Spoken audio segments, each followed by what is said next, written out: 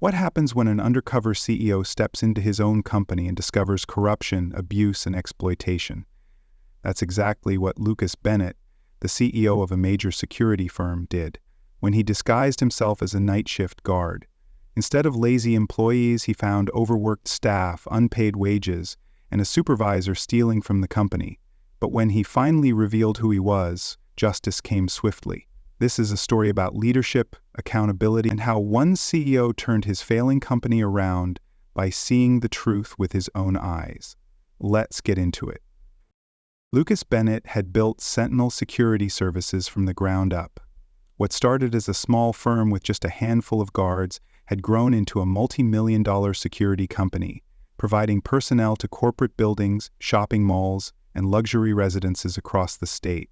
Lucas prided himself on his company's integrity, professionalism, and commitment to safety, believing that a well-trained and well-treated workforce was the key to success. But lately, something has gone terribly wrong.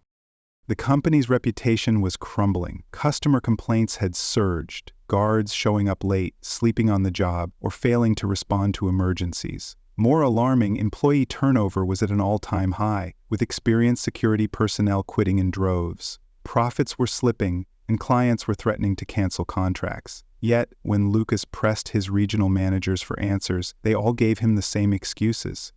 Lazy employees, entitled workers, and an industry-wide labor shortage. But something about their responses didn't add up. Lucas had worked as a security guard himself before becoming CEO. He knew the job was tough, but not impossible. He had always treated his employees with respect, ensuring fair wages, good training, and safe working conditions. But now, reports painted a different picture. Guards forced into excessive overtime, denied breaks, and even fired for speaking up. The numbers on his reports told one story, but his gut told him something was being hidden. Determined to uncover the truth, Lucas made a bold decision. If he wanted to truly understand what was happening, he would have to see it firsthand. He would go undercover as a security guard, working the night shift at one of the worst-performing locations, a high-profile skyscraper office building where employee complaints were constant. Disguising himself as an older, weary new hire, he would step into the shoes of his own workers, observe the problems from the ground level, and find out who was truly to blame. With a fake identity, a second-hand uniform, and a growing sense of determination, Lucas prepared to walk into his own company as just another faceless employee, unnoticed, unheard, but ready to expose the truth. Lucas Bennett arrived at the towering Everett Plaza, a gleaming skyscraper in the heart of the city, dressed as just another weary night guard. His appearance was carefully altered, a scruffy beard, glasses with thick lenses, and a slightly hunched posture. He had even adopted a slower gait, playing the role of Ray Thompson, a middle-aged man desperate for work. Thanks to a staffing agency, his name had never crossed HR's desks, ensuring no one would recognize him. With a worn-out uniform and a cheap security badge, Lucas walked through the entrance like a stranger in his own empire. His first encounter with Daryl, the night shift supervisor, immediately set the tone. Daryl, a broad-shouldered, arrogant man, barely looked up from his phone as Lucas introduced himself.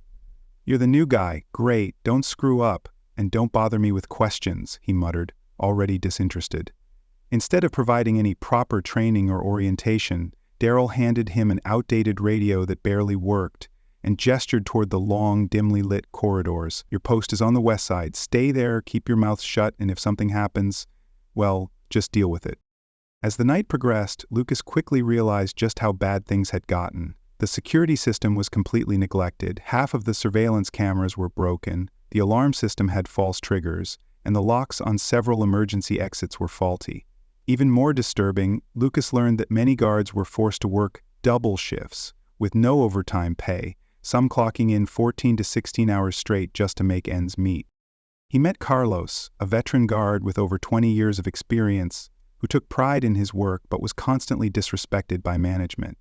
There was also Amara, a single mother, who had been stuck working nights because Daryl refused to adjust her schedule, despite her pleading for more flexibility. Jaden, the youngest of the group, had been eager to learn but was quickly losing motivation under the toxic leadership. By the end of his first shift, Lucas's frustration grew. Daryl barely worked, yet barked orders at everyone, while the real security team struggled to cover for faulty equipment, understaffing, and exhaustion. Lucas had suspected poor management, but what he was witnessing was far worse: a complete disregard for both employee welfare and building safety. As he clocked out at dawn, his mind was racing.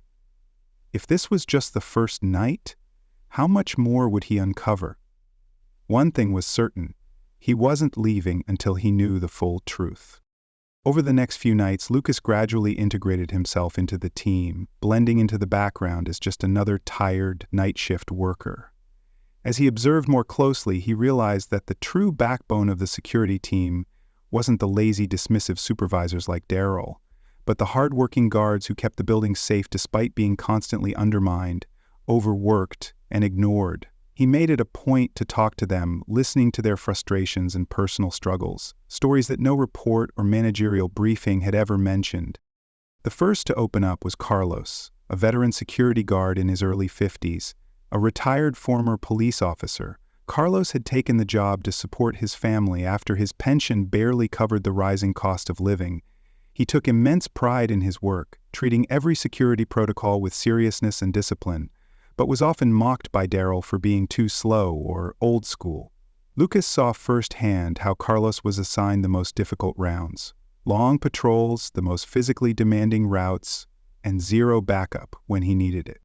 And then there was Amara, a single mother who had been desperately trying to switch to a daytime shift to care for her 2 young kids.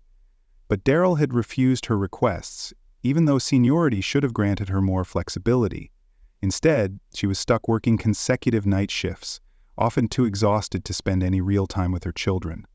Lucas noticed how she sometimes struggled to keep her eyes open by 4 a.m., yet pushed through out of sheer necessity. And then there was Jaden, the youngest of the group. Just 22, he had joined the company full of enthusiasm, hoping to build experience while studying for his degree in criminal justice. But his optimism had quickly faded.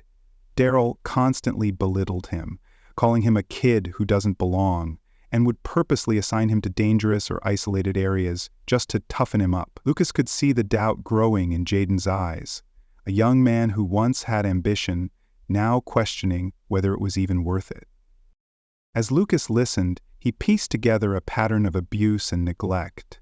The employees were not the problem. They were capable, hardworking, and dedicated.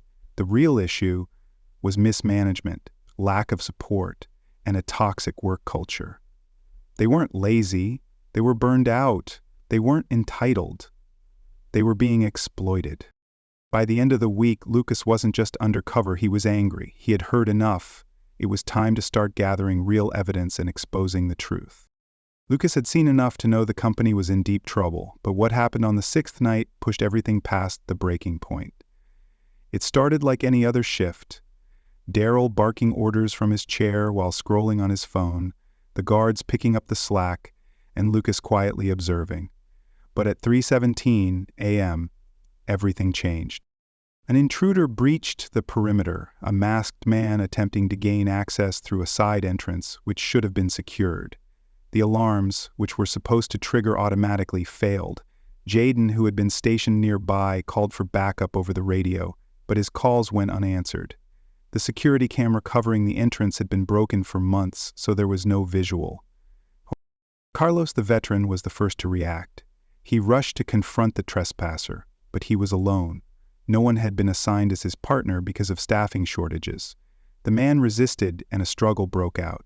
Lucas sprinted to help, but by the time he arrived, Carlos was on the ground, clutching his arm in pain. He had been thrown against the wall, hitting the cold concrete hard. The intruder, spooked by the commotion, fled before Lucas could intervene.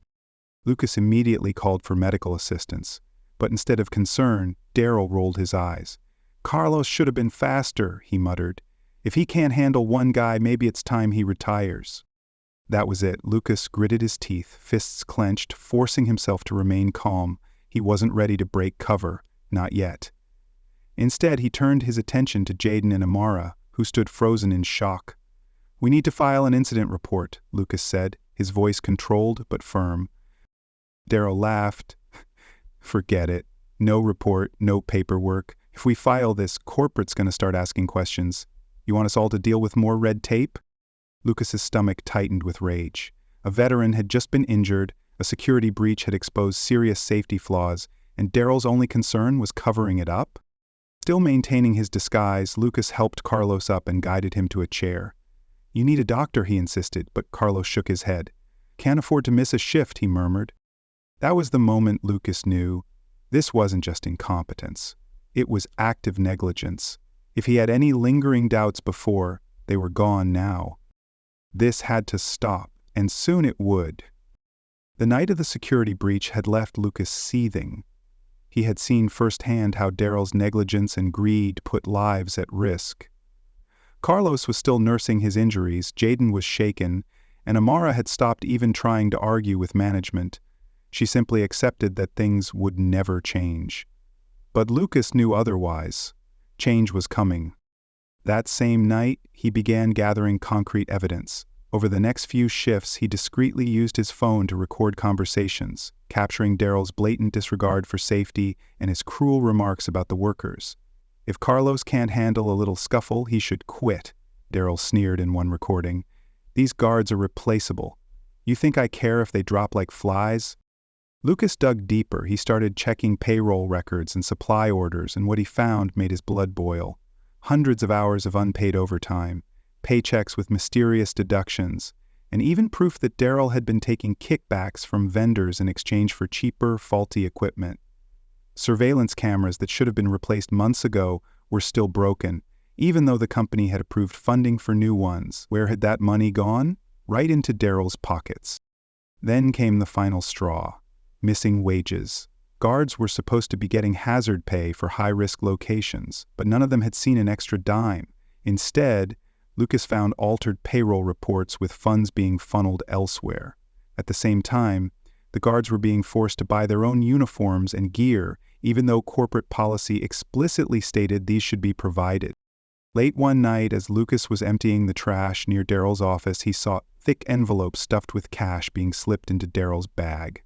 His pulse quickened. This was it, the proof he needed. Lucas took photos of the falsified reports, the missing funds, and the broken equipment.